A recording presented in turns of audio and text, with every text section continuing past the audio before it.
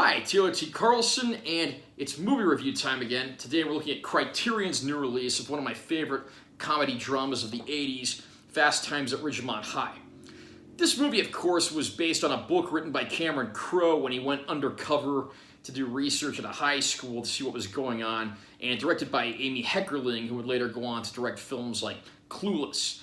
The movie is responsible for launching the careers of many actors, many of whom were just starting out and very young at the time, including the likes of Jennifer Jason Leigh, Phoebe Cates, Judge Reinhold, Forrest Whitaker, Anthony Edwards, Eric Stoltz, Robert Romanus, and then there's even a few veteran actors appearing in the film as teachers, including Ray Walston and Vincent Schiavelli. It's a very impressive cast, but how does Fast Times at Ridgemont High stack up 4 decades after its original release? We're going to start out by unboxing Criterion's new release here, and I'll share my feedback on the film, the picture quality, and the bonus features. Here's our cover art. Very nice, very 80s. Definitely jumps right out at you. Here's the spine, and this is spine number 1075 in the Criterion collection. They've released that many movies. That's crazy. Here's the back cover.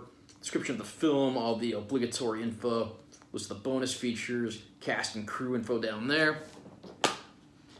Inside we've got our actual disc and the obligatory Criterion booklet. Close-up of the disc.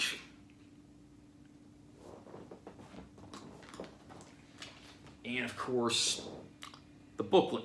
Nice photo of Sean Penn there with his buddies from the film. And I'm just going to show a few pages off in here. I'm not going to go through the whole thing, but there's the inner cover, table of contents.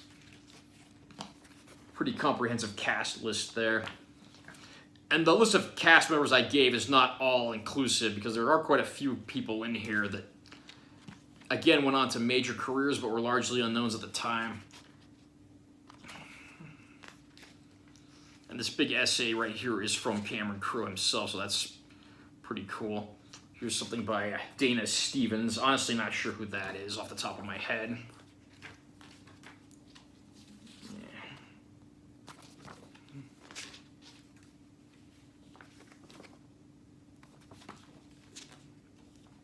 Right here you got some info on the transfer itself and how Criterion had that created. This film was originally released by Universal, and Universal had put out a Blu-ray about 10 years ago.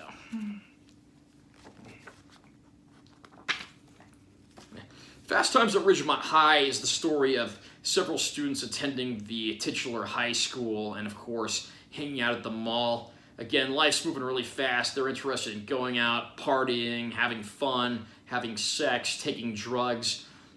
It's a pretty big cast, and it's largely told from the perspective of the children. There aren't really a whole lot of adults in this film outside of people like teachers and maybe irate customers at the students' jobs.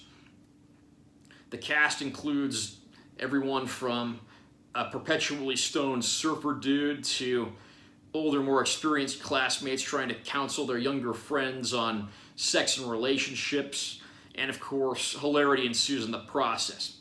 The movie kind of bounces back and forth. I mean, it's a comedy drama. There are some, gripping and dramatic touches here, but it's laugh out loud funny, and pretty much all of the laughs hit even to this day. There are even some, edgy, controversial subjects, and abortion, for instance, is one thing the film touches on, and hell, that would probably be controversial in a film today.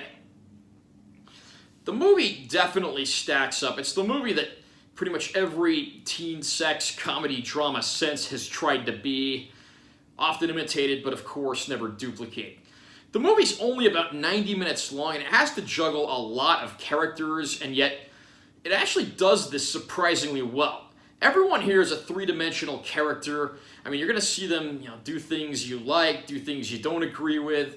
You're going to relate to all of these characters on some level, whether you ultimately like or dislike them. Again, it was written by Cameron Crowe for a book that he did based on undercover experiences studying what was going on at high schools, so you definitely have the perspective of an expert there. And because of Cameron Crowe's involvement, of course, there is a lot of great music on the soundtrack. There was a soundtrack for the film, which is actually one of the most popular movie soundtracks of all time, featuring a ton of songs by a ton of artists, including most of the former members of the Eagles doing solo songs for the movie. At this point, the Eagles had just broken up, although they'd reunite in the early mid-90s. The performances here definitely speak for themselves. It's a movie worth watching, and I do stress again, though, this is rated R, and it does touch on some pretty strong ground at times, and some of these concepts would be considered controversial even by today's standards. That said, I appreciate the fact that this movie is told from student points of view, and it really holds nothing back. Amy Heckerling and Cameron Crowe and this brilliant cast of young actors, and like I said before, a handful of veteran actors, definitely leave their mark. It's interesting to note that the role of the teacher, Mr. Hand, played in the film by Ray Walston, was originally offered to Fred Gwynne, best known for playing Herman Munster. He turned the role down because he thought the film was too raunchy and full of sex-related subjects and so forth. So how does Fast Times at Ridgemont High look in its second Blu-ray release? I had the Universal Blu-ray several years ago, and I thought it looked pretty good for the time, but admittedly that transfer doesn't really hold up all these years later the way it once did. It definitely looks like it's been digitally processed and maybe even subject to some noise reduction.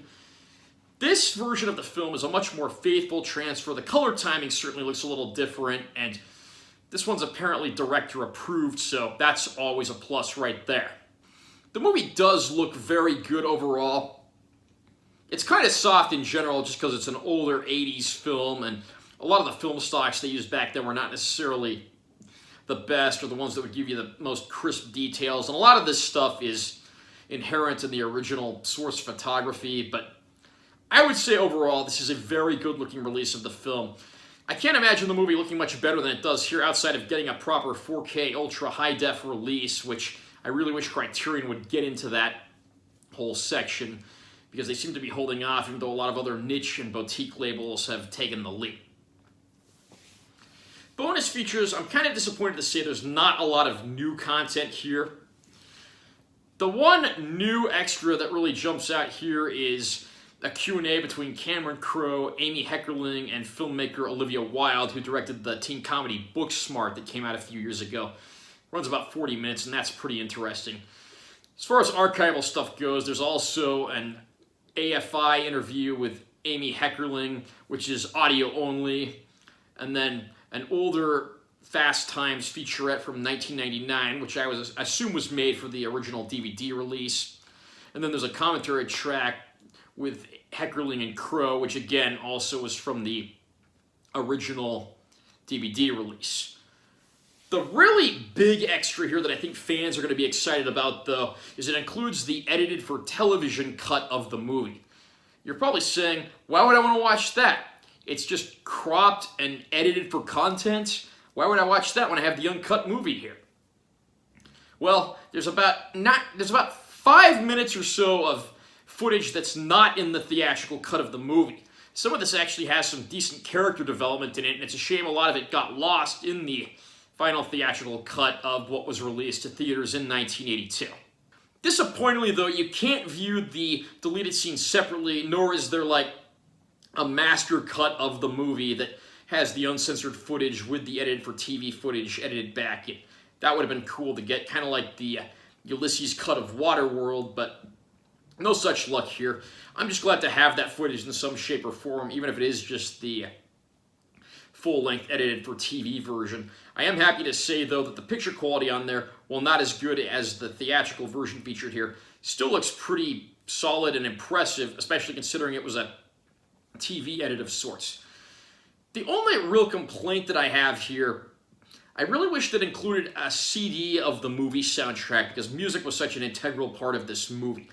Not every song from the movie is on the soundtrack, as it only included songs made for the movie, but being such an integral part, I really wish that included that here, or even included like a music-only track for the feature film. Are you a fan of Fast Times at Ridgemont High? Did you pick up Criterion's disc yet? If you already had the movie, was it worth the double dip? Comment down below and let me know what you think. Also remember to subscribe to this channel for more content. New videos are always going up. and give it a like if you found it helpful or interesting. I'm Taylor T. Carlson. See you next time.